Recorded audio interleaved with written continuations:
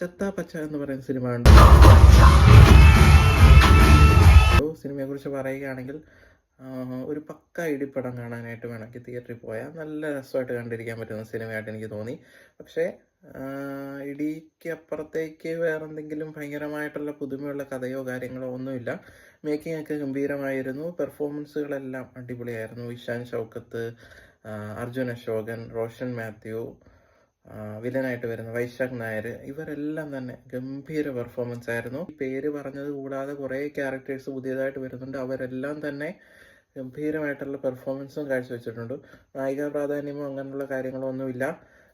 പാട്ട് തന്നെ ഇടയ്ക്ക് വരുന്ന ഒരു BGM റൈസ് ചെയ്യുന്ന ഒരു സാധനം അടിപൊളിയായിരുന്നു. പിന്നെ മമ്മൂക്കയുണ്ട്. മമ്മൂക്കയുടെ എൻട്രി സമയത്ത് പ്രതീക്ഷിച്ച എന്തോ അവിടെ നിന്ന് കിട്ടാതെ വരുന്ന ഒരു ഫീൽ എനിക്കുമുണ്ടായി. അത് ഒരുപാട് പേര് പറയുകയുണ്ടായി.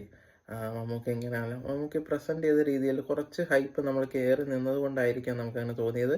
എനിക്കും അങ്ങനെ ഫീൽ ചെയ്തു. കാരണം മമ്മൂക്ക വരുമ്പോഴത്തേക്കും മമ്മൂക്കയുടെ ഡയലോഗ് ഡെലിവറി, അതുപോലെ തന്നെ മമ്മൂക്കയുടെ ആ ഒരു ലുക്ക്, ആ ഒരു ഫീല് നമുക്ക് കിട്ടിയില്ല എന്ന് എനിക്ക് തോന്നി. പക്ഷെ അത് മോശം പറയേണ്ട ആ ഒരു സിറ്റുവേഷൻ ഒന്നും വരുന്നില്ല. കുറച്ചുകൂടെ നന്നാക്കാമായിരുന്നു, കുറച്ചുകൂടെ ഒരു പഞ്ച് ഫീല് വരാമായിരുന്നു എന്ന് എനിക്ക് തോന്നി.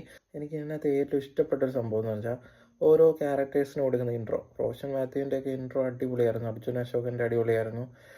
മമ്മൂട്ടിയുടെ, അങ്ങനെ കുറേ ക്യാരക്ടേഴ്സിൻ്റെ ഇൻട്രോ വരുന്ന സംഭവം, അത് ഓരോ ഫ്രെയിമും സെറ്റ് ചെയ്ത് വെച്ചിരിക്കുന്ന നല്ല അടിപൊളിയായിരുന്നു. ഒരു ചുമ്മാ പോയി ഒരു ഇടിപ്പടം കാണാനായിട്ട് വേണമെങ്കിൽ ചത്താ പച്ച സെലക്ട് ചെയ്യാം. അപ്പോൾ എന്തായാലും നിങ്ങൾ പോയി കാണുക. ഇടിയൊക്കെ കാണണമെന്നുണ്ടെങ്കിൽ പോയി കാണുക. അപ്പം മറ്റൊരു റിവ്യൂയിലൂടെ വീണ്ടും കാണാം.